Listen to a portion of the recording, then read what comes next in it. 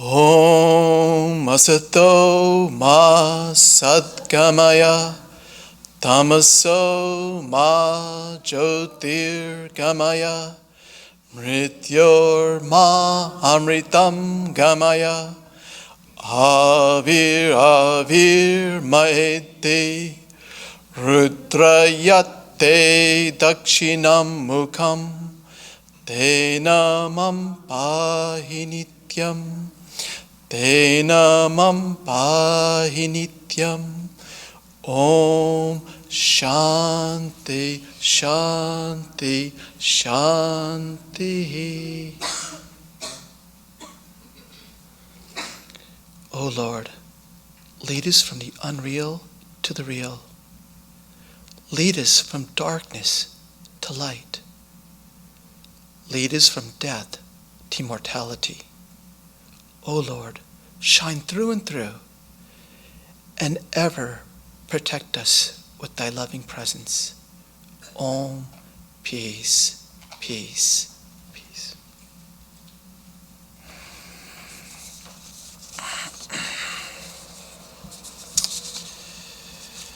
Well, good morning, everyone. Thank you for coming today.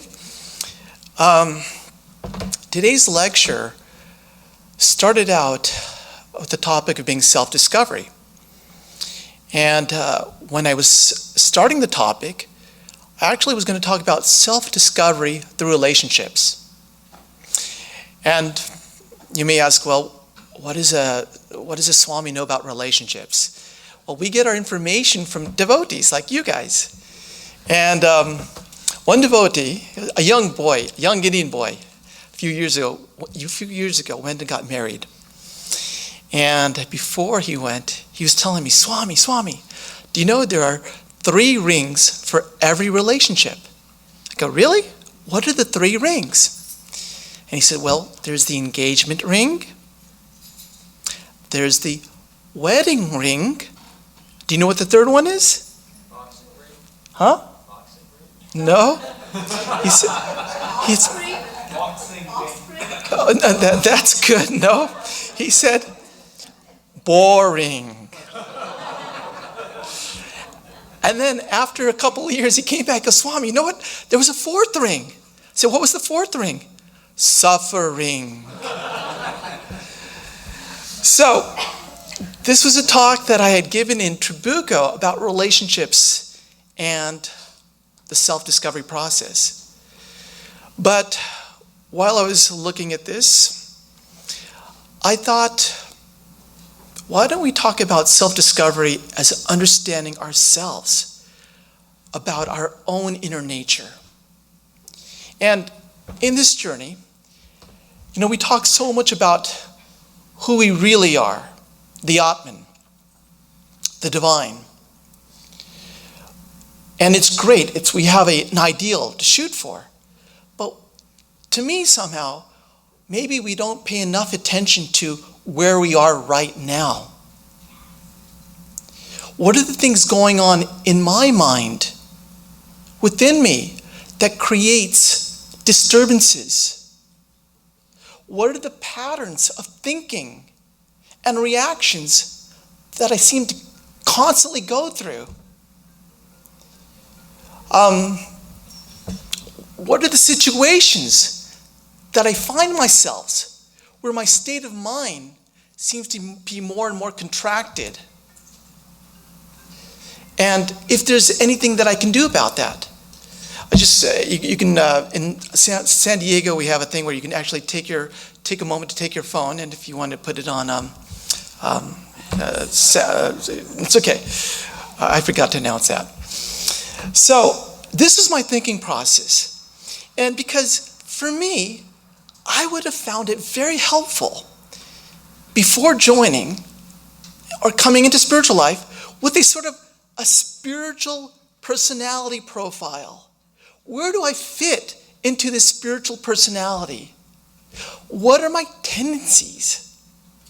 So that I know how to navigate with what I've been given. So that I don't go into these pitfalls, into the rabbit holes that I seem to get myself again and again based on certain people that I meet, certain situations that I put myself in, and also to be able to understand why there are so many different peoples, and that it's okay that if I'm not following their way, it doesn't make me any better or any worse. And also, to really, for me, also help accept who I am at this present moment. Because once I know where I am and where my destination is, then I can plan a strategy how to get there based on my own tendencies, based on my own particular mindset, my own ways of thinking. I know, for example, for myself, that when I get in discussions with my father, there's certain things that I think I have to avoid because he sees things differently and I see things differently based on our culture. So I know that when I get into these situations with him, I know that I'm going to start spinning down the rabbit hole again. And you know what happens? Is we're not aware of it till it's too late. Till things have been said that we didn't really want to say. But when you get caught, what do? When you're caught in quicksand, you just panic more and more and you sink faster and faster. So today we're going to begin. And as we go along, maybe this is something that we can keep going on into how to creating a spiritual personality chart based on where we are right now. So, to do this, let's first use a little Vedantic philosophy. Do I have to press this on? Okay. So, again,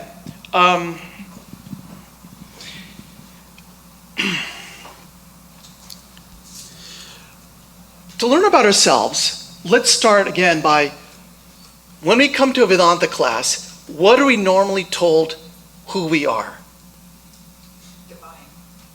Divine, Atman. Anything else? By the way, I like to engage the audience. It's that I don't go to sleep, and also that you don't go to sleep, okay? And I think it's best, this to me, it's a process of learning, because I don't know all the answers, and I'm just here to create a discussion group so that we can feed off each other, and we can learn from each other, because together we are a sangha. Together it's the divine expressing itself through all these different mouths. So, Atman, divine. This is normally what we think ourselves to be. Oh, I'm sorry, this is normally what we're taught to be. You know, Swami Harinamananda gave a nice definition. He said, the Atman is that, what he said, Satyam Jnanam Anantam. You are truth, you are knowledge, and you are infinite consciousness. Now, this Atman reflected in our mind creates a space in our heart, creates a light within ourselves. That light which illumines our mind, it illumines our emotions, it illumines our body, and through our senses, it illumines the world. This Atman reflected in the purest part of our mind, sort of like a mirror, creates a reflection, and we feel that. Sometimes we call it the spiritual heart. It is a sense that I am. Not in the infinite sense of the Atman, but in the limited sense. Before we start to add any upadis, before we start to limit ourselves through our thoughts, through our identity, through our feelings, through our body, we become very limited, don't we? And then through identifying with all the things in the world. Before all of that, there's a space within each one of us that's called, in Sanskrit, sometimes called the Pratyak Atman. Swami Harinamananda refers to it as the Jiv Atman. It's the space of pure consciousness that we feel within us, the spiritual heart. And if you think of that light that's within us as a lantern, or in India it's referred to as a hurricane. And that light, first of all, in the Katha Upanishads, they refer to that light as the Purusha. The size of a thumb is like a flame without smoke. The Lord of the past, future, who is the same today and tomorrow. That verily is you. Now, that pure awareness, what happens? Well, if you look at that light as the light in a lantern, lantern or a hurricane, we have a glass covering over that light. That glass covering is our mind. Another term is the antakarana, the inner instrument through which we experience. We're experiencing everything through this mind. And with our karma and past baggage, things that we collect, what happens as that light, we use that hurricane continuously, what happens? Yes, that ash, it's called soot. Is it soot? Soot. Soot, yeah. Starts to build up around that glass case. And it starts to partially block that light. So what you see is there's only a little bit of, there's only light going out in certain regions. And as you continue on, you find that eventually that whole lantern gets covered up with that dark ash soot.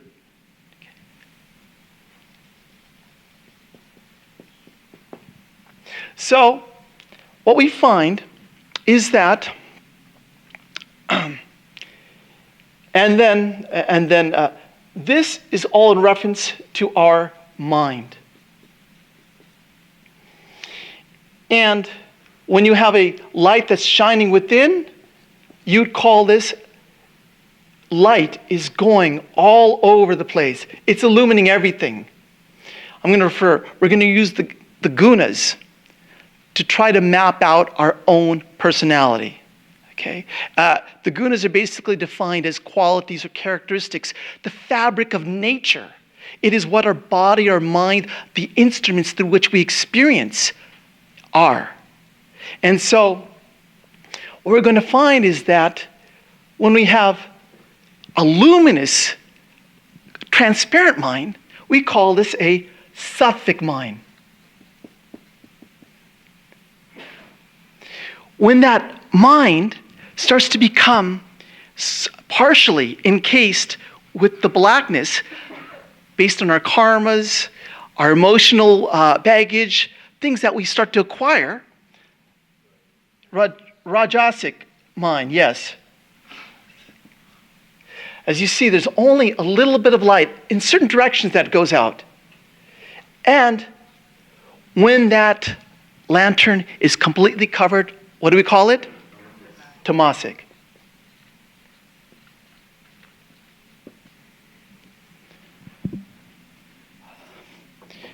Clear mind, partially clear mind, and a clouded mind.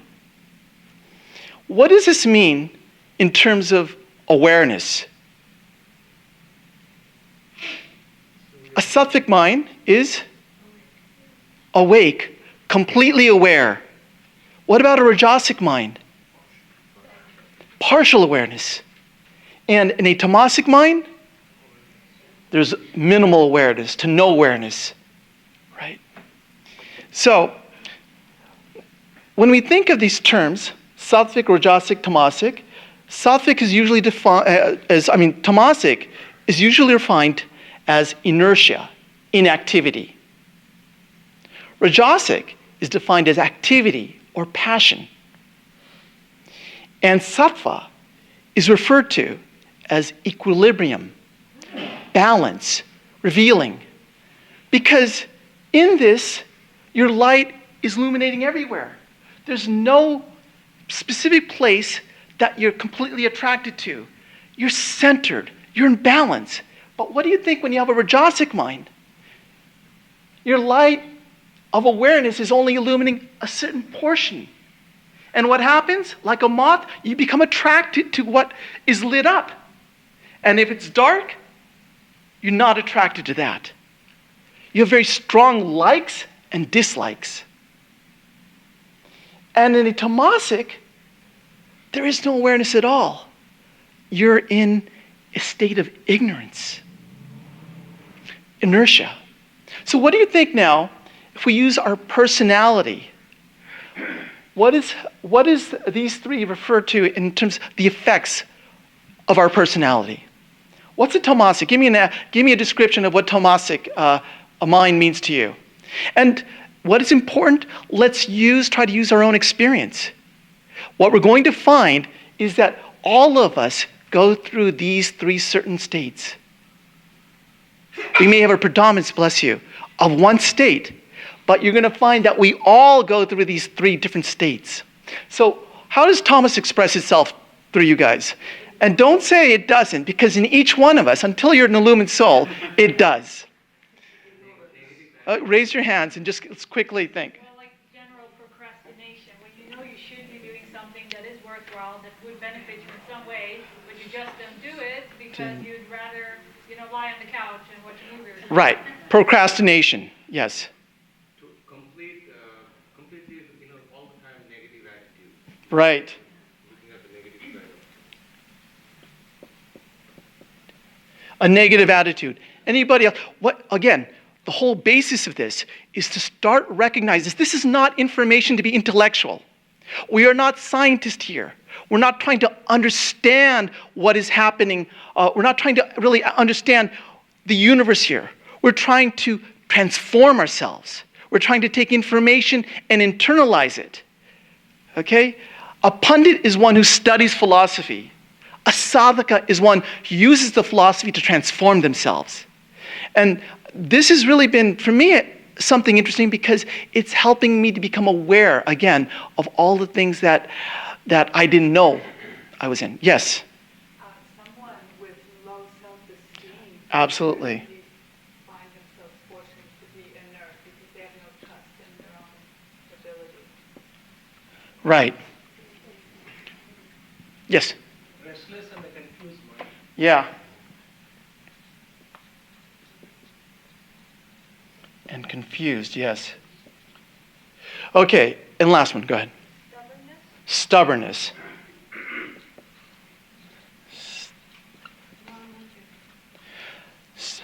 Yes. Fear and anxiety. Okay. Yes and no. I'll tell you why. And then since we're on Thomas here, let's just go to another thing that maybe was not mentioned here is that when we are Temasek, we are very much, what happens? Because we have no awareness, what moves us? We're sort of on autopilot. Okay? It's the subconscious within us that's moving us. We're not aware again. We have very minimal awareness. So in a person who's very Temasek, do they have much willpower? No. Right, exactly. So now what I'm doing is I've used the Bhagavad Gita and the Gospel of Sri Ramakrishna to help us understand our own personality setup through the gunas. What's the identity of someone who is Temasek? An identity, yes. Well, I think it's somebody who probably sees themselves as quite, not really engaging in society, kind of exempt or not really involved in anything particular, not really using perhaps the potential they have to actually engage in something. They're kind of withdrawn in many ways and perhaps don't really care very much about right. around them or even what happens to themselves. They're kind of detached. Right, exactly. And you had someone else had. Okay, so an identity here is what you were saying here is that what is that particular mindset that we get into when we feel Temasek? And where's our awareness? So because you're seeing there is no light going out, all the light is within, I'm only aware of my own needs, my own body. So it's a very gross body awareness. Also, because as you said, I'm cut off from everything else around me, I'm also become very individualistic. Really, I'm very egocentric. Because my awareness is only limited just to this. And I don't care about anything else.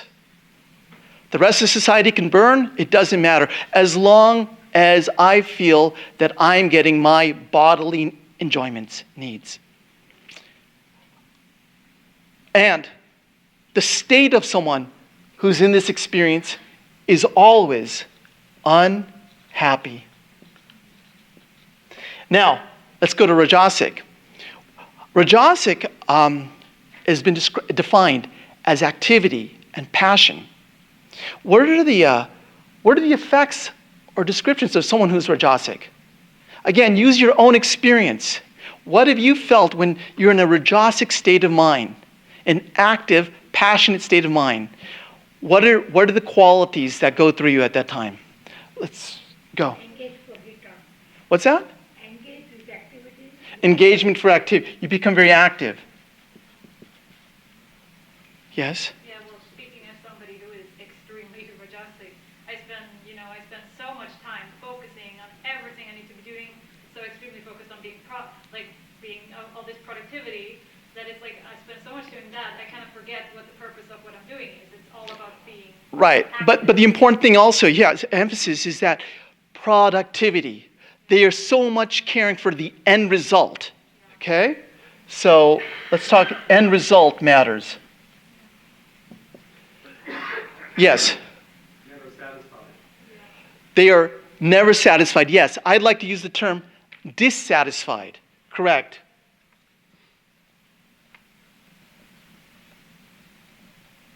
Anything else? For Rajasic. Ambitious.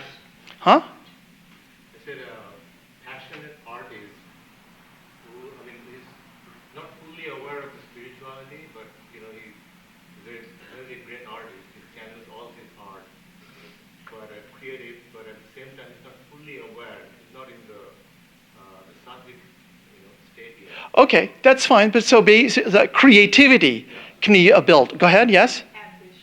Ambitious, yes. Yes? Seeker and has a goal. Is a seeker. And yeah, right.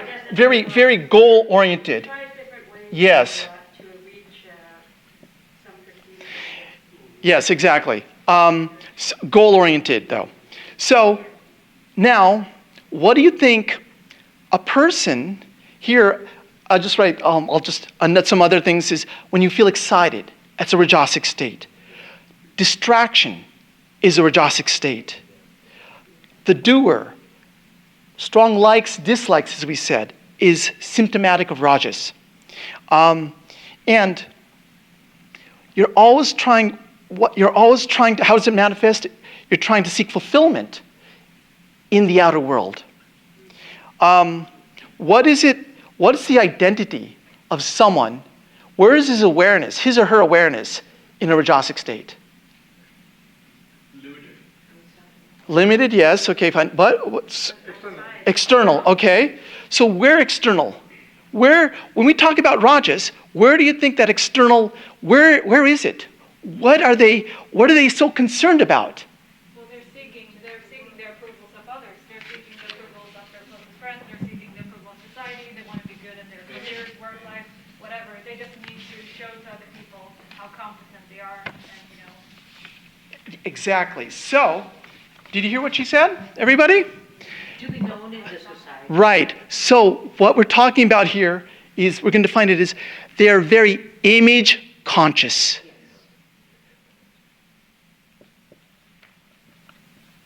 And Ramakrishna said it best. He said it, if I can find what he said here. This is the thing, we prepare so much. And oh yeah, right. So, he said that the characteristics of sattva, rajas, and tamas are very different. Egotism, sleep, gluttony, lust, anger, and the likes are the traits of a person endowed with tamas. Men with rajas entangle themselves in many activities. Such a man has clothes all spick and span. His house is immaculately clean. A portrait of the queen hangs on a wall in his drawing room. When he worships God, he wears a silk cloth. He has a string of rudraksha beads around his neck, and in between the beads, he puts a few gold ones. When someone comes to visit the worship hall in his house, he himself acts as a guide. After showing the hall, he says to the visitor, "Please come this way, sir." There are other things too. The floor, the white marble, the Nat Mandir with exquisite carvings. When he gives in charity, he makes a show of it. But a man endowed with sattva is quiet and peaceful. So far as his dress is concerned, anything will do. He earns only enough money to give his stomach the simplest of food. He never flatters men to get money. His house is out of repair. He never worries about his children's clothing. He doesn't hanker for name or fame. His worship, charity, and meditation are all done in secret. People do not know about all of them. He meditates inside a mosquito curtain, and people will think he's asleep. Sattva is the last step of the stairs. So, what we're talking about here is that so far we've talked about someone who's rajasic, and they're very image conscious. They, with their partial light, are creating an image. And think about it, in our lives, what parts of our lives are we conscious about our own image? There are going to be parts of our lives where we're not concerned. And then there's going to be aspects of our lives which we are. We should start taking in mind what are those aspects within ourselves that refers to our rajasic side.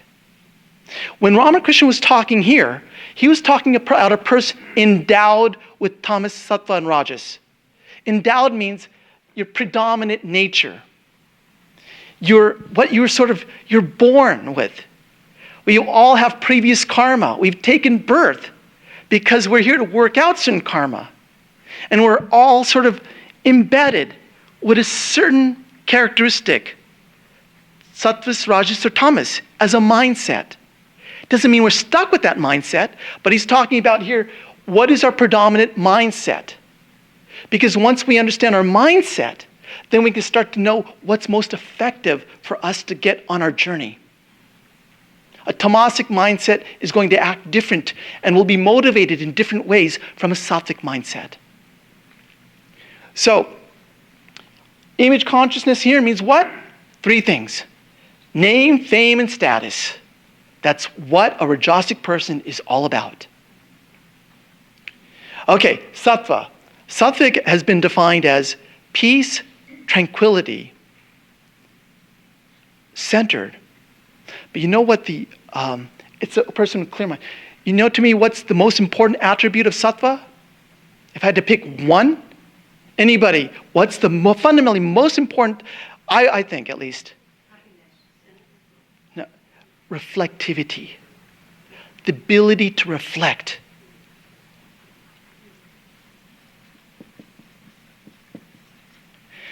It is what is different from the other two. Here, your mind starts to become very clear, like a mirror.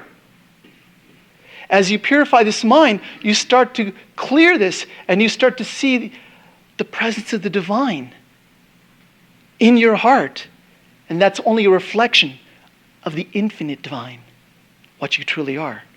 So, what is the identity of someone who is sattvic?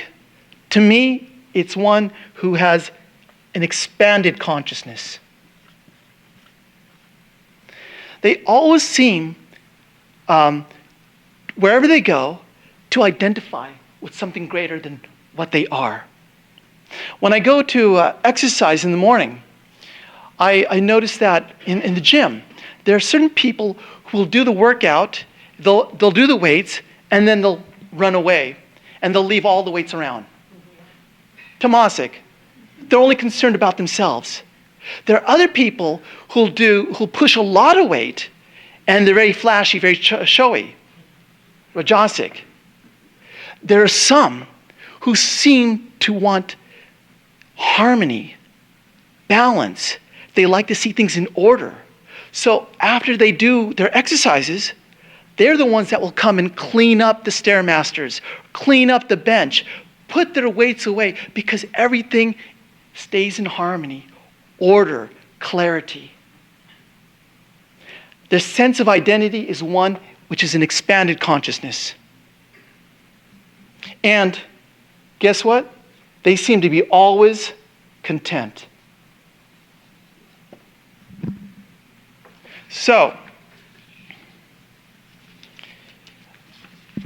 what we're trying to do here is reflect on our lives now and trying to find, where do we find ourselves being sattvic? Where do I find ourselves being rajasic? Where do I find myself being tamasic?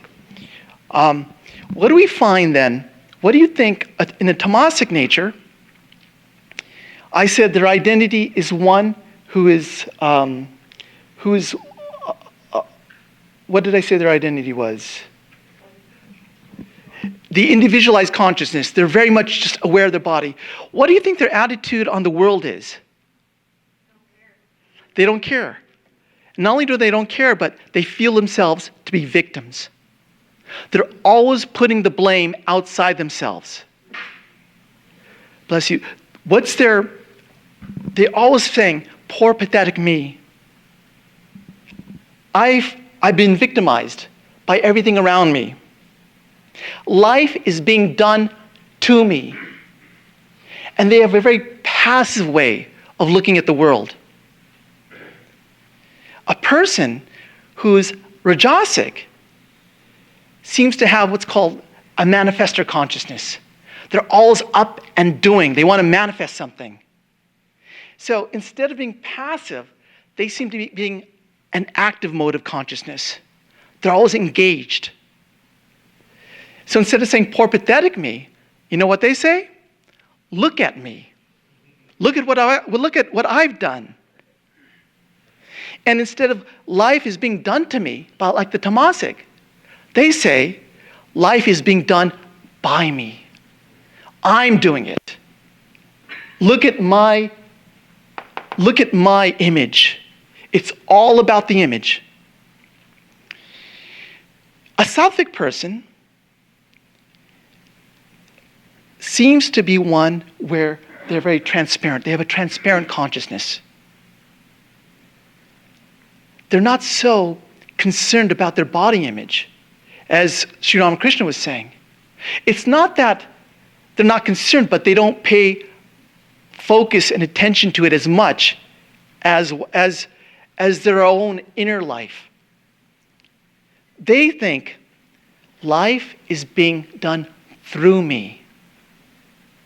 And instead of being one who's a passive consciousness and one who's active consciousness, they're in what's called the being consciousness, the being mode, the witness mode.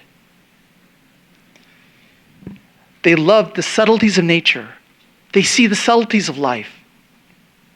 So sometimes if you physically look at a rajasic person, you'll notice that their eyes are protruding out and their mind is in constant alertness. What's going on? What's going on? What's going on? Whereas a person in sattva is much more relaxed. They're much more receptive, a soft mind, soft body. They're not focused on any one particular thing. They're absorbing everything, very much aware of everything that's going on, but not focused on any particular thing.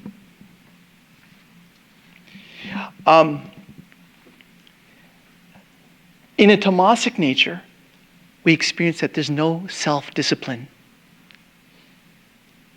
In a Rajasic nature, yes, there is self-discipline. And in a sattvic nature, it becomes a natural discipline. What do you think a person who's in Tamasic nature, what are they afraid of? What are they afraid of? Losing themselves? When you're in a Tamasic nature, what is it that you fear? Doing something wrong? Yeah, but that would be like Rajasic here. It's all about your image.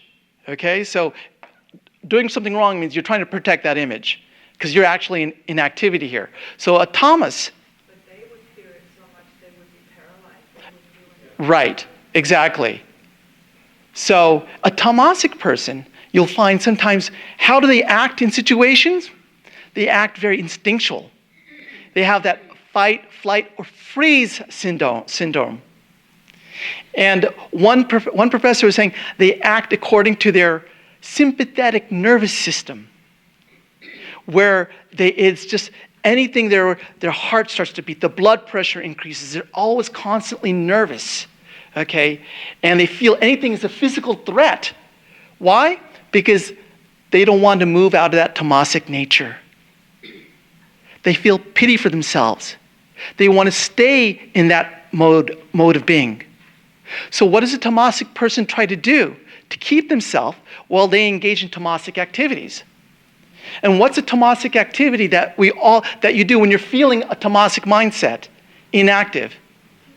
Sleep, yes. What's another thing? Eat. Huh? Eat. Yes. You know what that eating is called? Yeah, they just, they numb their own emotions by just, eating and indulging because it's very hedonistic. Right. Comfort food. Yeah. Things that will numb you from the pain that you're experiencing. And you don't want to get out of that pain. What will eventually push a person out of tamas? Crises. Okay? Or usually we just simply call it pain. Pain pushes you out. In a Rajasic mindset, what do you think basically where do you think the happiness comes in from a Rajasic mindset? Where does happiness lie?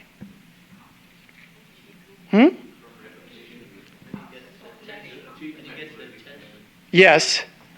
Yeah, there's four basic things that one of the Buddhist monks said. Attention, affection,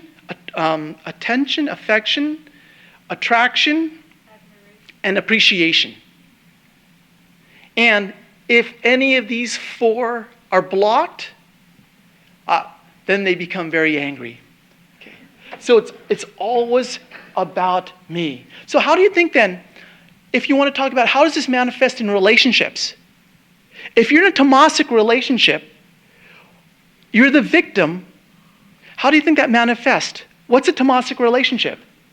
Focus based solely on their own needs primarily, and probably they fail to see the other person's interest and what they could do to, Right.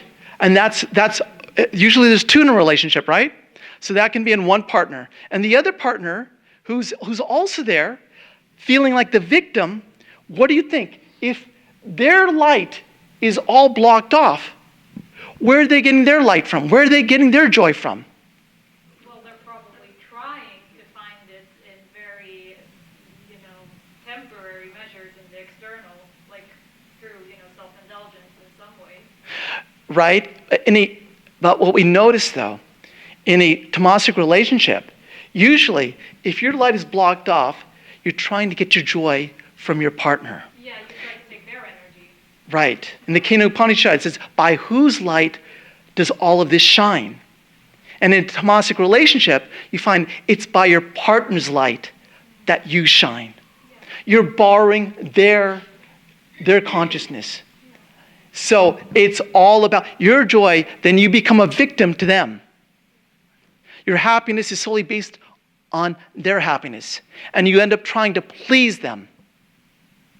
And in a rajasic relationship, it's all about maintaining a certain image. You know, there's a question asked. A couple were getting married, and the woman was asked before she got married to the husband, so, what do you like about your partner? Well, I like the fact that he's handsome, wealthy, and smart. Then they asked the guy, what do you like about your wife? You know what he said? He said, I like the fact that she thinks I'm handsome, attractive, wealthy, and smart. It's all about the image from a rajasic standpoint. And these are what we call, happiness is based on what we call object reference. We're always trying, in a tamasic and rajasic way of thinking, we're always trying to get our joy from the outside, whether it's comfort food or whether it's name, fame. In a sattvic mindset, where are they getting their joy? From within, right? Through practices, they feel centered. They feel balanced. They feel, the more they go in, they feel that bliss that's constant.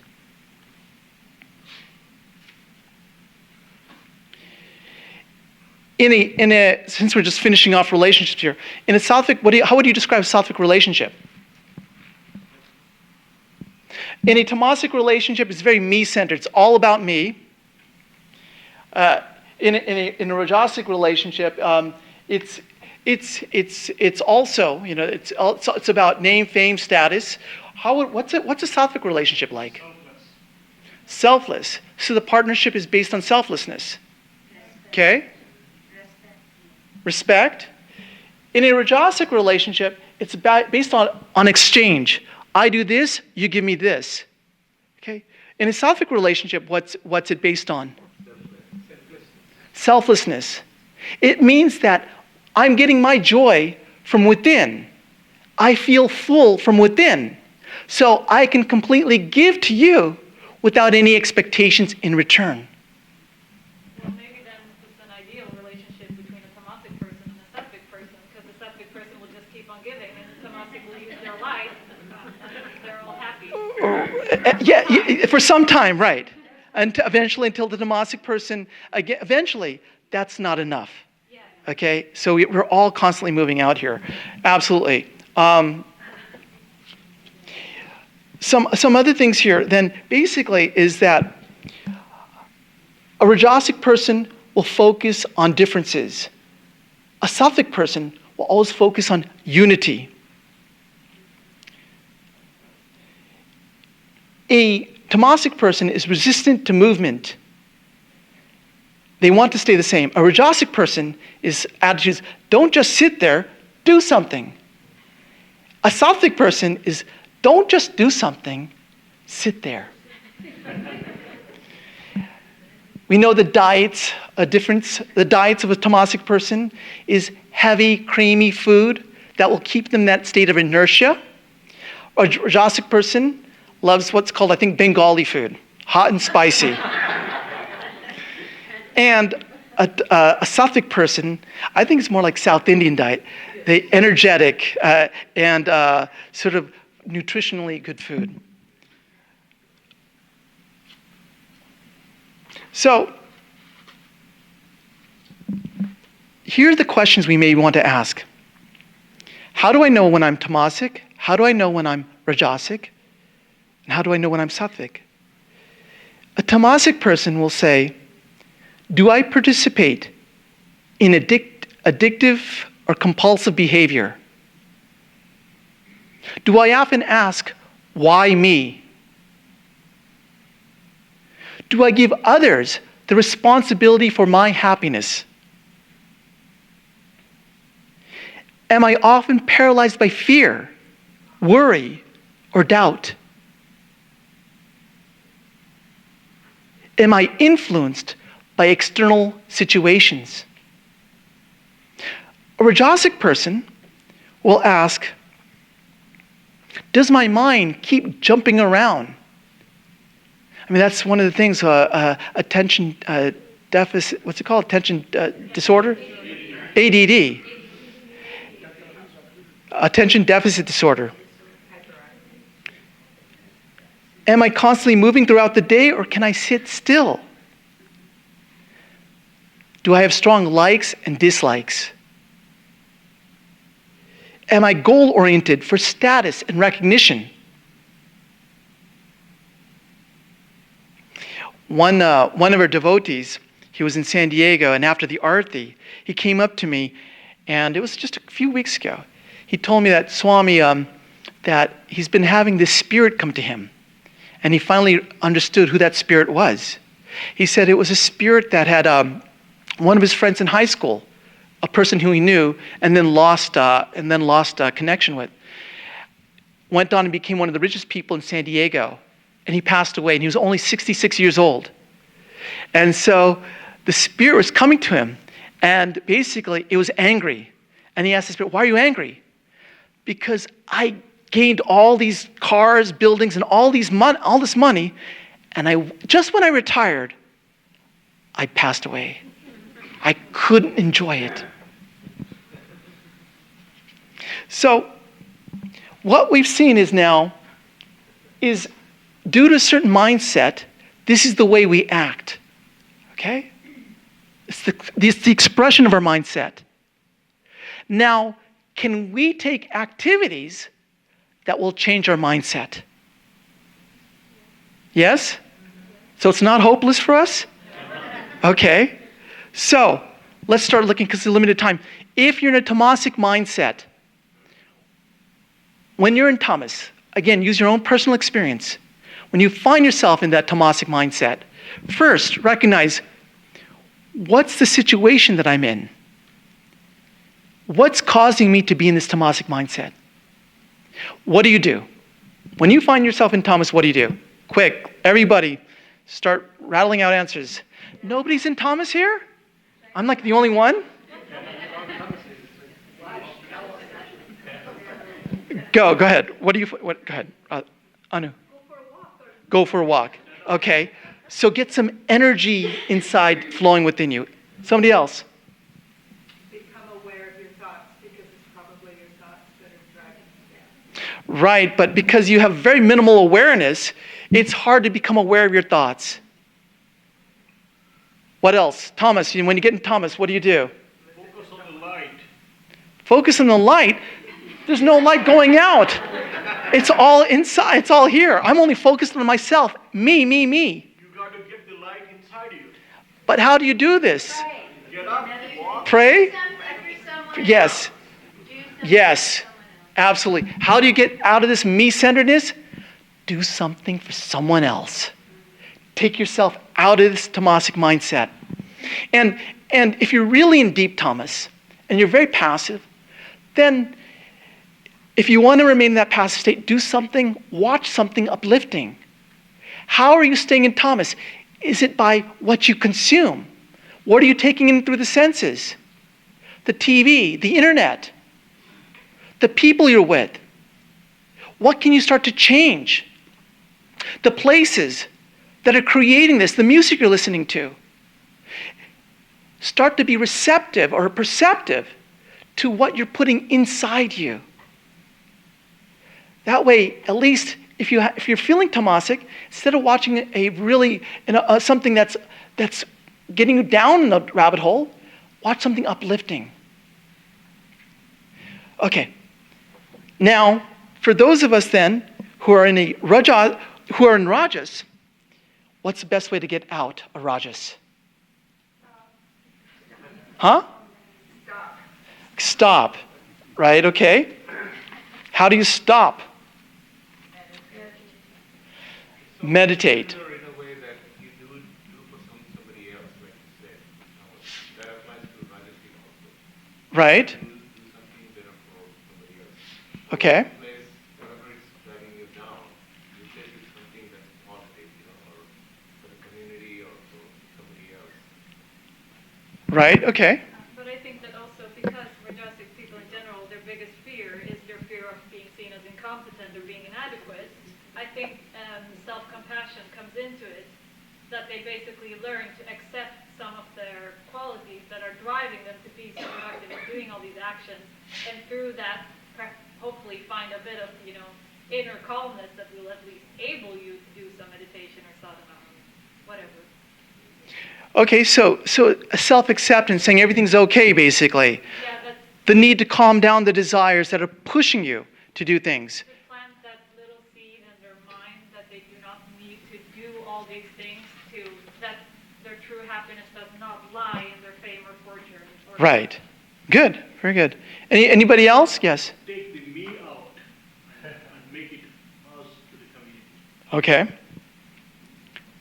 Yes. I see the sattvic as more of an intersection between the rajasic and tamasic. So the rajasic guy can start eating a North Indian food as opposed to Okay. Again, we have to look then, what is it after you eat? What's the effect it's doing on you? If you're feeling centered, tranquil, if you're starting to internalize, senses going out, internally, fine. That's what's making you sattvic. It could be different things for different people. Okay, so what we're talking about from our state point, what works for us? You remember in the Gospel of Ramakrishna when that person was she couldn't sleep when in the room where it was a beautiful bed and it was perfuming and flowering smell, and then where she could sleep was when the fish was there and she got that fish smell. That's what worked for her. Then we always have to go at what works for us, and then what's the next step for us. Because if you try to put a Temasek person and take them to the temple and have them meditate, what's going to happen? They're going to go to sleep. So you know what I find? Sometimes when I wake up, for me, I find it's more beneficial for me to go exercise, drive out the tamas, get the rajas going, and then after the exercise, the body feels calm, the mind feels more calm, more reflective, and it's easier to meditate. It depends on each of us, on our different constitutions, what works for us. There's some people who can study in noisy coffee shops. Yes, so you wanted to make one comment. Go ahead. Yeah, I just wanted to say that I think ultimately, both for people of Tamasic and Rajasic nature, I think one of their greatest benefits is actually being in the company of other people who are sattvic, because then hopefully they can, with their own eyes, see, that people are able, to find inner peace and tranquility, and hopefully some of that in the end will stimulate them in a beneficial way. That's true. That's true. And it's interesting when I had to give a talk about different cultures. Not a talk. I had to go to a community college, and they wanted to ask about what's different about the East and West, people who come from the East background and Western background. What do they want? And I was asking some various people in DC and other people, and this is a generalization. They're telling me like Westerners, they loved kind of like, in a general way, okay, the stimulation. They loved a good speaker. They loved someone who can challenge their mind, where they felt there was a goal orientation. With the Indian person, that really didn't, the character of the person mattered. And it was just being able, again, receive attention, appreciation, affection, and the last one. And that being uplifted in their presence. That's what the darshan. So what you see like a difference like in India, for example, is they don't have Sunday services like we do here. So what they do have is because they feel God's living presence, they actually go to the temples maybe once a week, offer their worship or whatever to see the living presence of God. To feel that not only are they seeing God, but God is seeing them and to bless them. So it's a living reality. So they're not, this was a generalization here. But yes, to go back to you, Sangha, the company you keep is very important. There is Tamasic company, there's Rajasic company, and there is Sattvic company. And in reality, each is great. It's in its own place. A Sattvic person understands that. Swami Swahananda used to say, Everybody has a place. Everybody fits into their place. So there's a time to be Temasek. When you're going to sleep, you don't want to have illumination. You don't want to have ideas popping in your mind. You want to be able to get into that Temasek mode. When you're studying creativity, you need that Rajas to do tremendous work. And there's a time for Sattva, for reflection, and for meditation. Each has a place.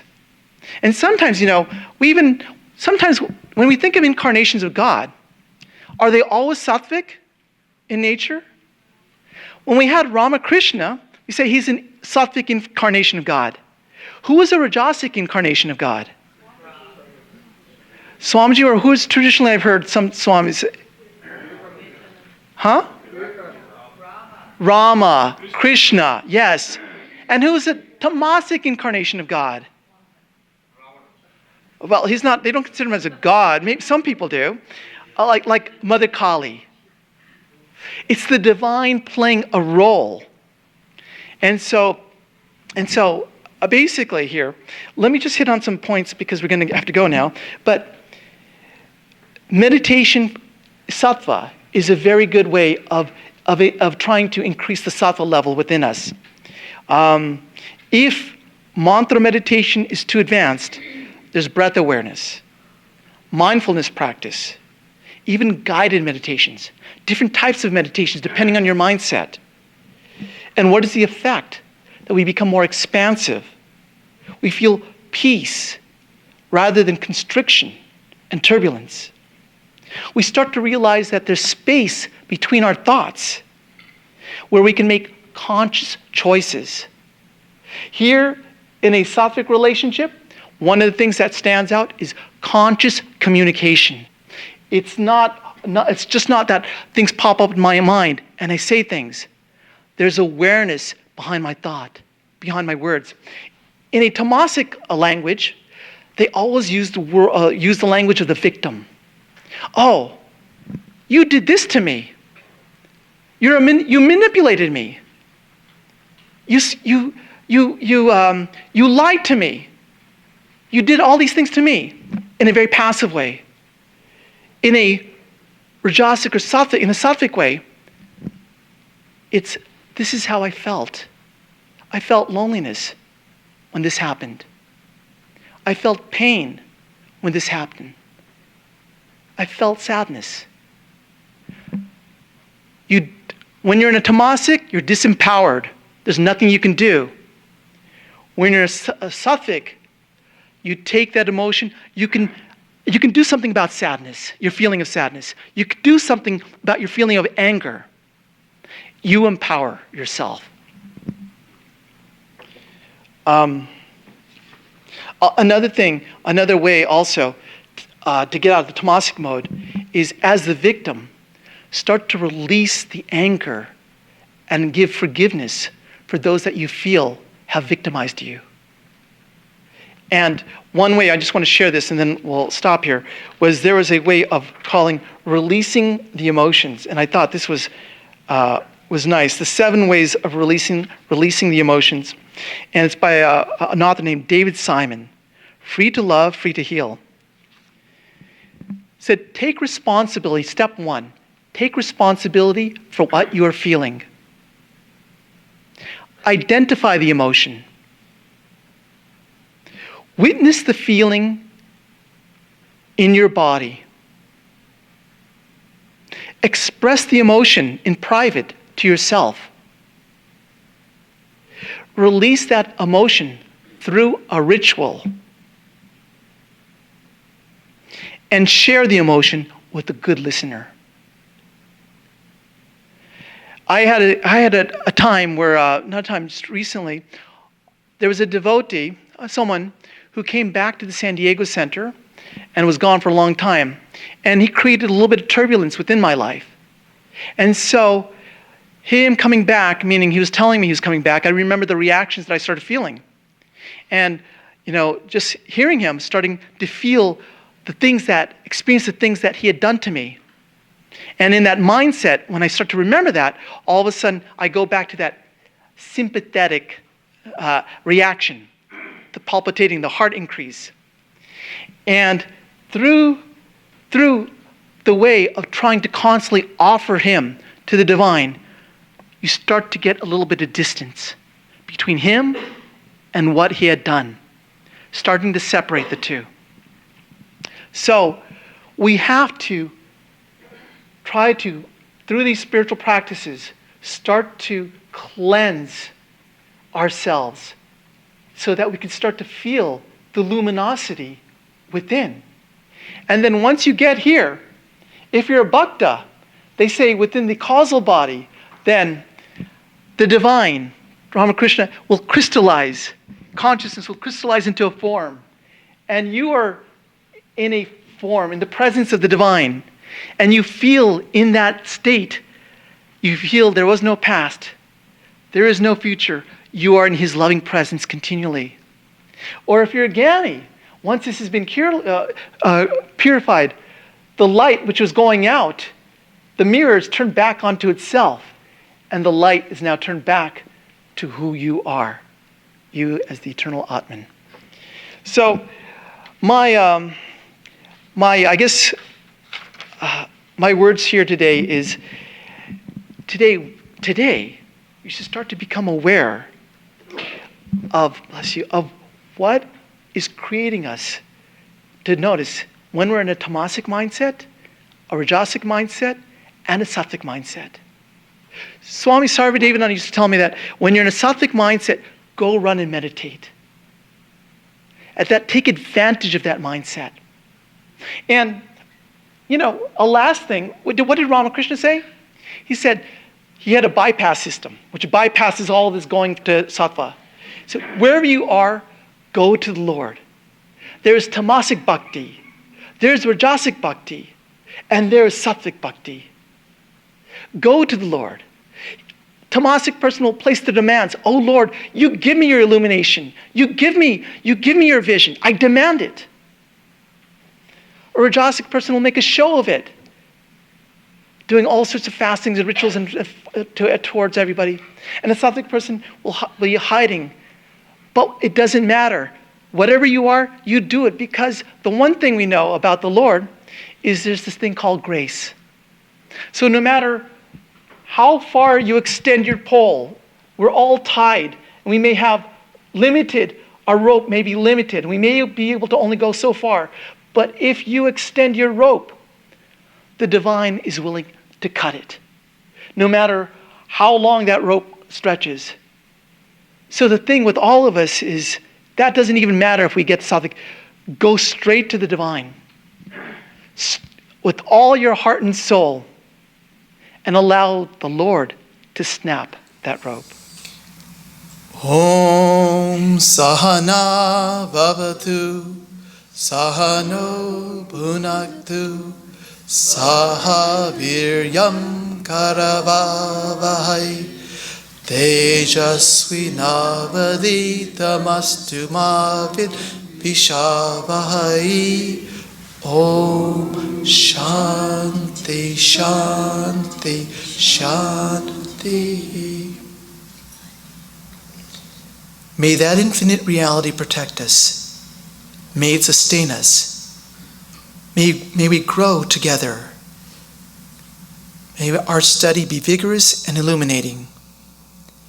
May there be no ill will amongst us.